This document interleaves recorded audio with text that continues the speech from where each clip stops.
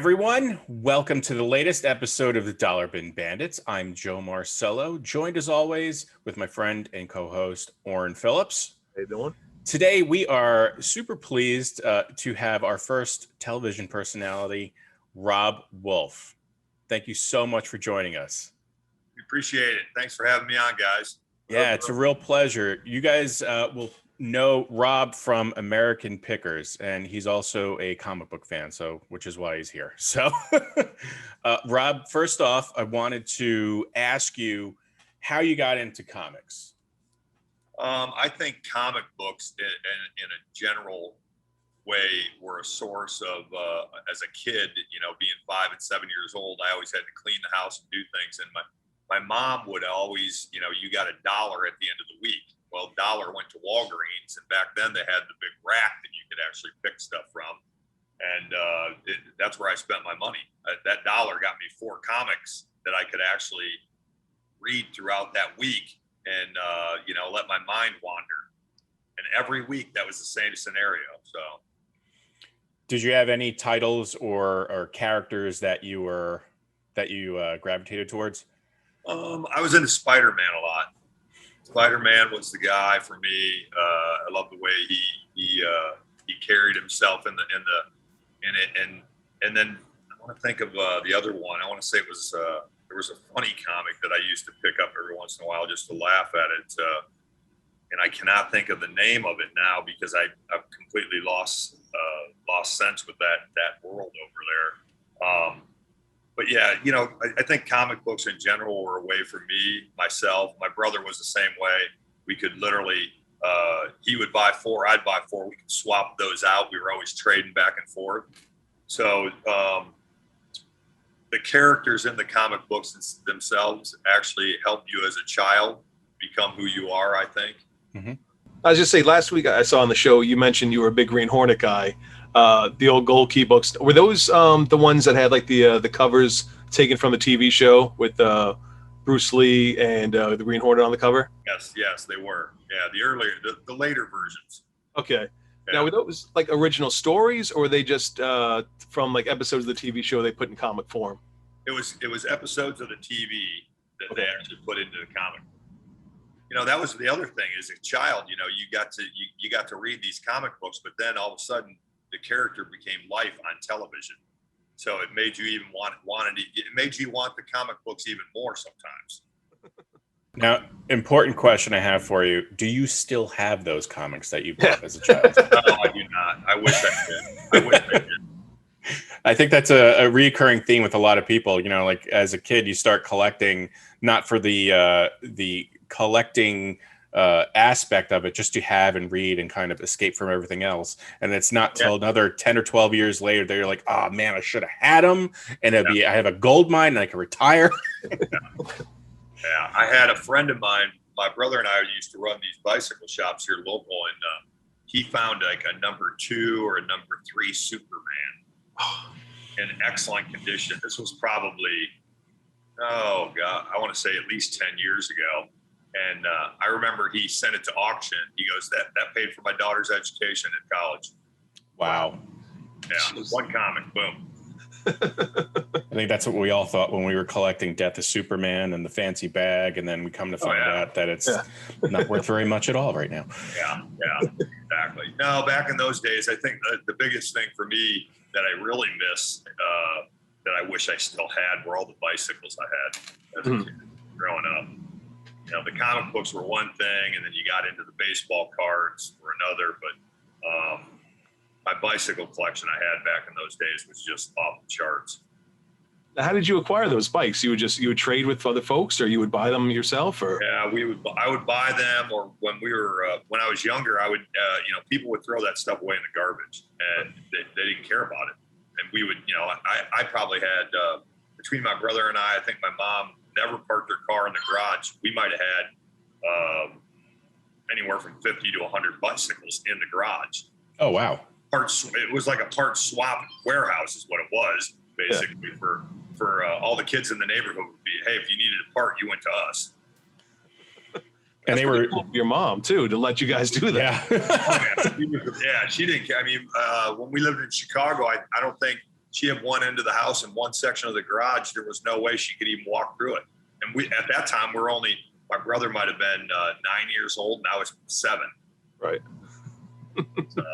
So one question I had for you is, what in your professional work, what have you found of comic book, memorabilia or comic wise itself? What have you found that has really wowed you? Some of the original artwork I've found, really not found a lot of comic books, I would say. Every once in, it's like we always find them, but they're always like, and I know that world is getting more and more collectible. Mm-hmm. You get into the 80s and you get into the 90s stuff that, I find a lot of that stuff, but you don't find any stuff back in the 70s or, the early days. Yeah. Like that stuff is, to me, is like a ghost. Yeah. I was going to say, is it in going off of that, so many collectors now want their comics graded, and they has all that stuff. When you see like a key book or something out there, do you kind of have to second guess yourself, be like, do I really want to go through the process to get this thing graded to get the most money? Or do you think it's worth the investment? I think it's worth the investment always. I always do on that. People hit me up all the time about grading baseball cards and coins and comics. And I tell them flat out, if you really, really, truly want to know the value of that, you got to get it graded.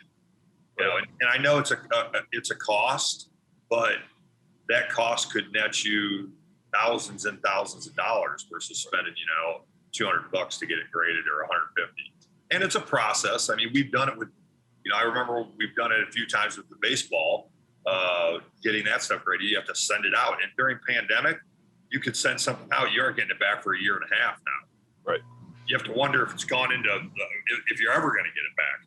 Now you mentioned a good point. So for the past year, how have you been impacted by the pandemic? Have you, other than the obvious that everyone has had to stay in, but I know a fair amount of production and work still continued following certain precautions and guidelines. Were you impacted greatly by that? Honestly, because I do a lot more stuff outside the show, right. Constantly on the road, and I'm always out buying collections. And honestly, during pandemic, it was a nice transition because there was no one on the road. I mean, I was on highways where I'd travel 150, 200 miles and not see a soul. It was kind of the oddest thing in the world. You're driving down Interstate 80 and 2 cars pass you. Right. For 150 miles, which is unheard of.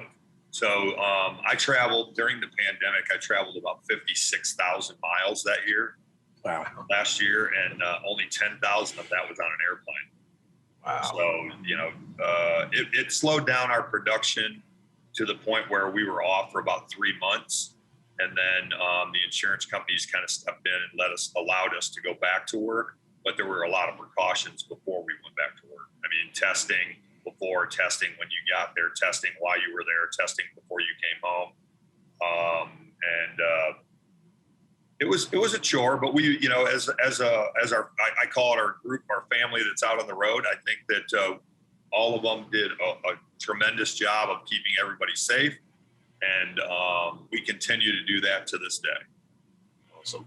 Yeah, I got to say, as a fan of what, of your show, of TV production in general, I think, I know there's a certain danger as it pertains to the to pandemic wise, but I think, what you guys do really helped a lot of people get through the past year and a half, 2 years or so.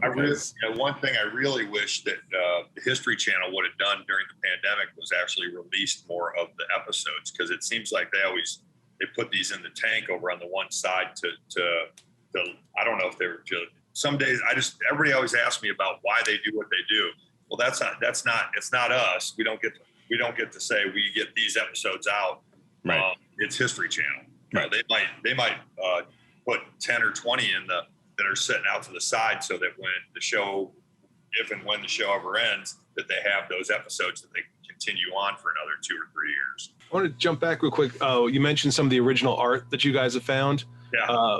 What's some of the stuff that you guys have come across? Some original drawings of some, back in those days, they actually had to, I want to call it movie art or cartoon art. So in the early days, they would actually draw that up prior to going to, this is, what I want to say is TV art, not necessarily comic book art. You could relate to both of those. Right. Because, if you're making it for TV art, it was the same thing as what was going into the comic book.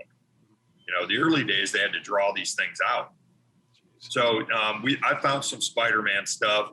I found a little bit of the Green Hornet. And let me think here. What else?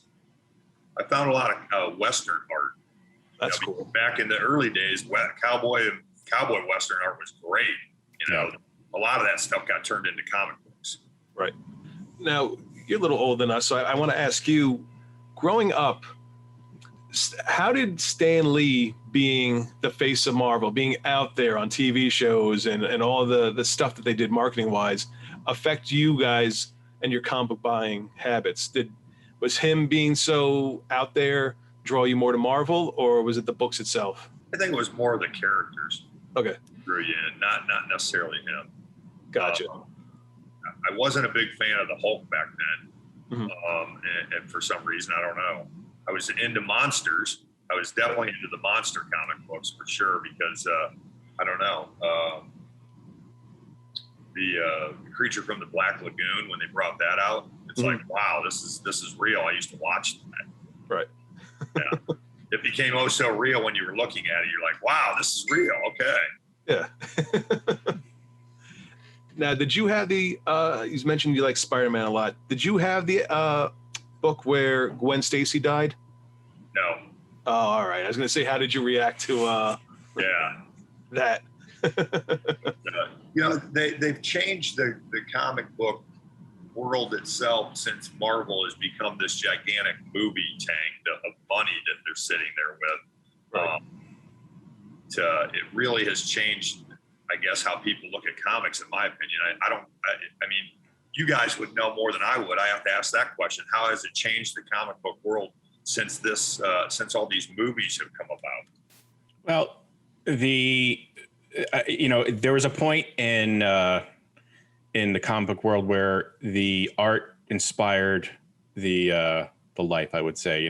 The comics inspired the movies. Now the movies are starting to inspire the comics. So there's more of an alignment, a bit of continuity between the two, as far as character stories and costumes and things of that nature. So that, they're writing in such a way where, okay, people who see the movies, if they start reading the book, they'll recognize it. And there's some, there's a lot more synergy in that sense. Yeah. Comic book collectors like myself who've been reading it for so long, I mean, I don't really care either way. I mean, I think we've gotten to a point, at least both he and I, where, we have our favorites, we have our time periods, certainly Oren does. And those will forever be what we identify with. Right. Like, my Superman will always be the Christopher Reeve Superman on TV and movies. Others have done great jobs, but that's the one for me. So, it's kind of what you've grown up and fallen in love with, I say. They keep making them, though. I will keep watching them. Oh, yeah. That being 100%. Said, I look forward to all that stuff every week, every month, whenever they keep coming out. Even the ones that aren't good, I enjoy watching them. And then I make fun of it afterwards. Yeah. As I say, from a collector's standpoint now, anytime a movie or a TV show comes out and you hear a rumor, there's a rumor a certain character might have a cameo. I mean, it could just be such a minor character, but as soon as that word spreads, a book that's, in a dollar bin is going for $20, $30. Yeah. And then once the show's over, it drops right back down again. So it's really the market's now being dictated by the TV and the movies because everyone wants to have that first issue or first appearance of someone who might be a breakout character. I mean, down the road, they might end up being that breakout character that actually becomes a movie by itself or become a comic book by itself. And then you've got the first edition of that. Right. Yeah. Guardians of the Galaxy were just, second or third tier characters. And when they first mentioned it, I remember hearing comic book fanatics and, movie people like Kevin Smith were like, what really? Guardians of the Galaxy? Wow. Yeah. And then you start seeing it and you're like, oh my God, this is amazing. Oh yeah. It became out the probably two of the better of the two movies in those, all that, MCU stuff. Right. So yeah, Jason Momoa, which is Aquaman. He was Aquaman growing up was one of my favorites because I swam every day of my life. He's become a good friend of my brother's, and just to meet him in person and talk to him on a one-on-one basis it's kind of unusual. But he's just the most down-to-earth guy in the world. He told me at one time that he had to read the comic books to become that character. Gotcha.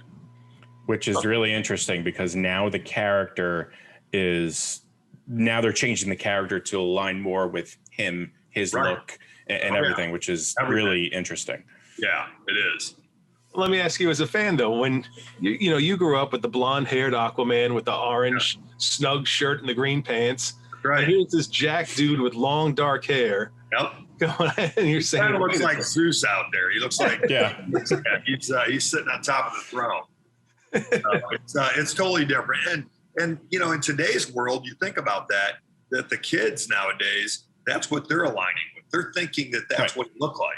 Yep. And realistically, he was the blonde-headed guy, that was good looking back in those days. And it seems like a lot of the comic book characters back in those days, realistically, were meant to be these people that were just normal Joes on the street that you wouldn't even know. Yep. And nowadays they've gotten this whole different look of who they are. Yeah, very much so. And I think, it's a changing thing with each generation, 100%. I mean, we can still enjoy it, but I think for us, we can still go back to the old books and be like, no. I remember when, the Super Friends cartoon where the biggest help he would do is he'd call a whale in and would help Superman stop Lex Luthor. Yeah, exactly.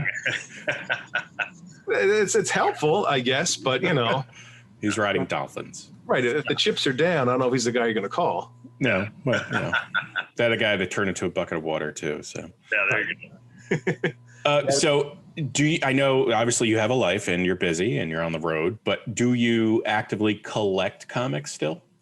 No. I have my collection. I collect my main collection that I collect right now. Most people will come into my shop and say, you could ask that question, what do I collect? Because I've got so much stuff. That was going to be my next question. Yeah. I've got everything from, I collect a lot of vintage advertising. I've been into advertising for over 30 plus years. And it could be anything from a gas oil sign to something that had to do with a coal mine to grocery store items, things like that. Just, I don't know, for some reason that the early advertising in America always seems to get me. I don't know why that is, but the process of making a sign back then was so different than what it is today. It's not vinyl. Mm-hmm. And then I've got motorcycles, and I'm a big car fanatic. I've got, and I'm not one of those guys on the car side that keep my blinders on. If it appeals to me, then I buy it. Typically, I've got everything from a 1970 Ford pickup truck to all the way down to a 1929 Model A roadster pickup truck. So all over the place on that. I'm kind of like a squirrel with a nut. They're all over. I would say that collecting is as big of a addiction as, say, drugs or alcohol. Oh, 100%. Probably more dangerous because I don't really drink much. Don't do drugs or anything. But when I started dating my wife, I told her this is what I like to do, and you need to know what you're getting yourself into because, it can get you in trouble. I mean, in a good way sometimes, but it's a good problem to have. I could remember that my wife saying to me, "You're going to financially break us." When we had, I have 5 kids. I have 5 kids, so as when I was running my landscape company, still collecting and doing all that stuff, it wasn't hard for me to go out and spend, a couple $1,000s here on something, and my wife would look at that and go, yeah, well, we need to put food on the table. Okay, well, this piece is so rare, we need to buy this, and making my argument towards that. It took a good 20 years for her to settle into the position that I knew what I knew, I know what I'm doing, and she finally realized that. But it took 20 years. That's why I shop at the dollar bins. I tell my wife, like, it's $1. Like for $20, I can get 20 books. Yeah, yeah, exactly. Hey, those were back in the days. Those were good days. I also have to give you guys credit because I go to a lot of tag sales and stuff, and ever since your show came out, I see more and more people with the gas and automotive signs and the cans and stuff like that. I know you guys have a trained eye, but for people getting into it, how do they know what's not a reproduction and what's the real deal? It's not someone, just messing around with stuff. Well, and that's the problem right now. During these days that we're in, probably the last 5 years, reproductions have been around since the 70s. Right. Keep that in mind. I still see those in my travels. They still look old, and they do have a value of the ones that were made in the 70s. But now you've got India jumping in, Taiwan jumping in, and these guys are mass producing these forced signs. Right. And in the last 5 years, they pretty much, the early productions of those, they didn't care about that, how it looked or anything. There was always blemishes on it, and you could tell the difference. But nowadays, they're putting maker's marks on these. They're doing such a wonderful job on it that you really have to be careful. And the big thing with that is you really have to be careful with the auction houses, because the auction house will tell you flat out it's not their job to tell you if it's real, which it isn't. Yeah. It's not their job. It's your job to know what you're buying. So these guys, a lot of people will buy online during the pandemic. All these people were buying online. Holy cow. And some people don't care that it's reproduction, but it really gets to me as a collector. It really gets to me when somebody spends $5,000, $6,000, $10,000 on something that was a reproduction sign and not told to them. Wow. I have to worry about, I look at the future of where we're at right now and what's going to happen with the kids. Like my kid, my one that's 22, what's going to happen with him when he's 50 years old? Right. And where are the production signs going to be at that point? Right. So, it's no different than the comic books. You got to get them graded. Do you guys see a lot of reproduction on the comic book side? I do. And I didn't mean to cut you off, Warren, but I've been, I know if you look in the dollar bins, you're going to find what, the original stuff for the most part. But if you start looking on the web and eBay and things like that, you find, at least I tend to find more reproductions. And I say that because I'm trying to get a lot of the older Vault of Horror and Tales from the Crypt comics. Yep. And the originals are out there, but you have to pay a bit more.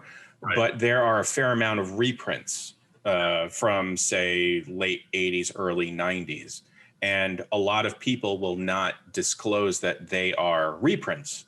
Correct. So the reprints still have a old look to them in the cover, but it's not until you start flipping through that you realize, oh, this is a reprint. And, a lot of people will be a little shady in that sense and they won't disclose that. So it's out there. There was some guy on Facebook trying to sell an old Superman comic. Right. And they were close by, and I was ready to drive over there.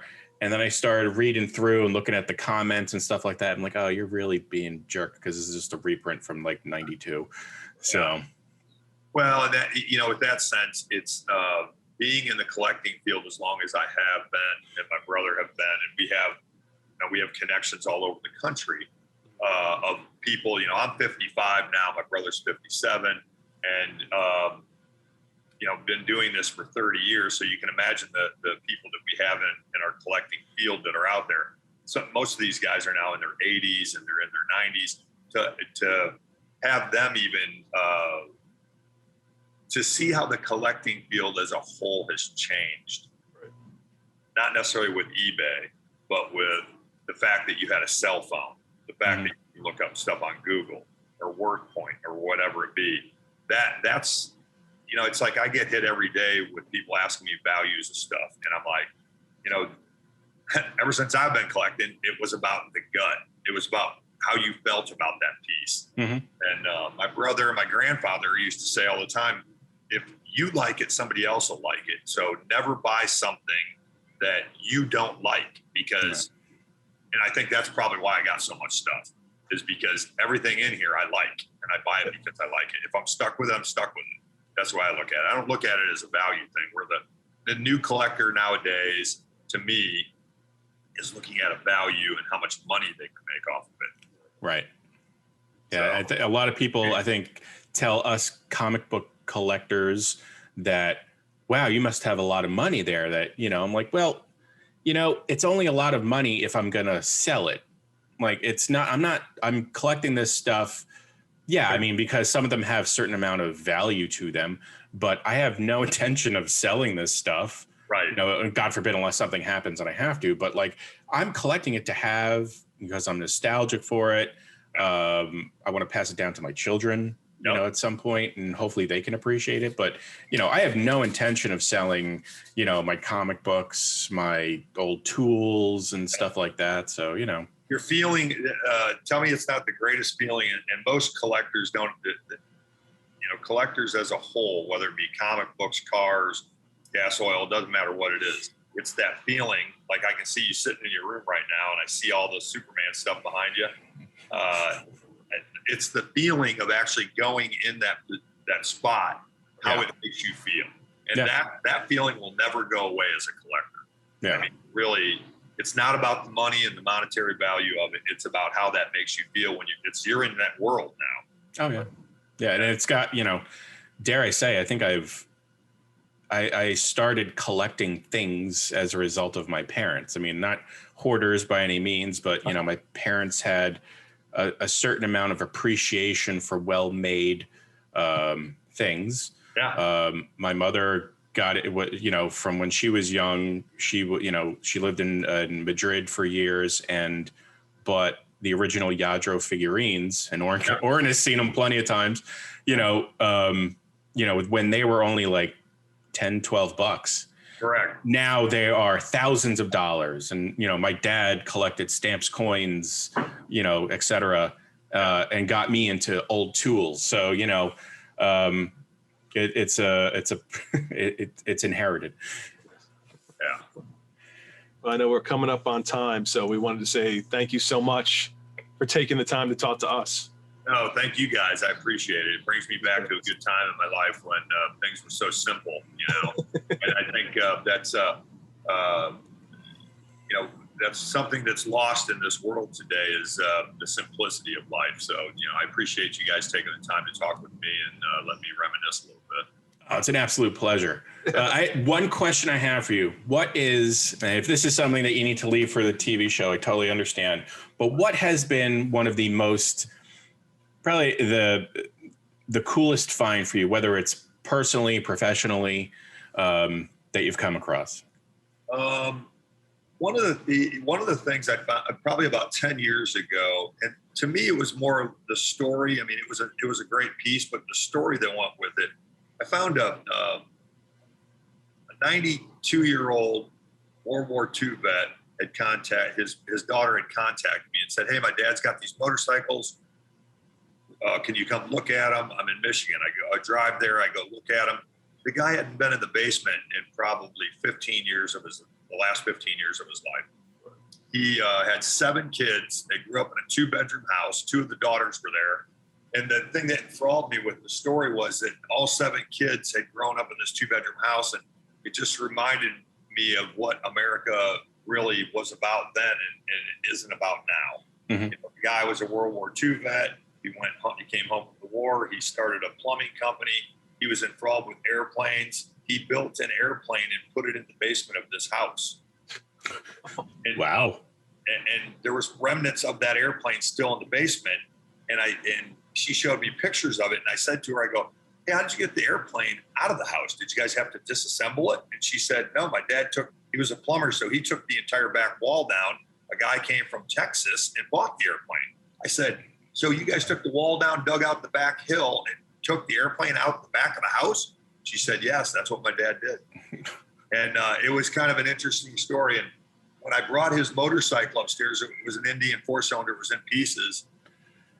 He told me the story of him buying it when he was younger. He never had any money. He had 7 kids, and he was piecing this bike together to ride someday. He never got around to doing it because, with life, everything, it just, the kids, work, everything took over. So I don't know.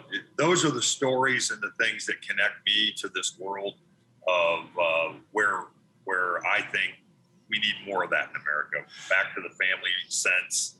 And that story always reminds me of and keeps me grounded of where I need to be in this world. That's awesome. That's great.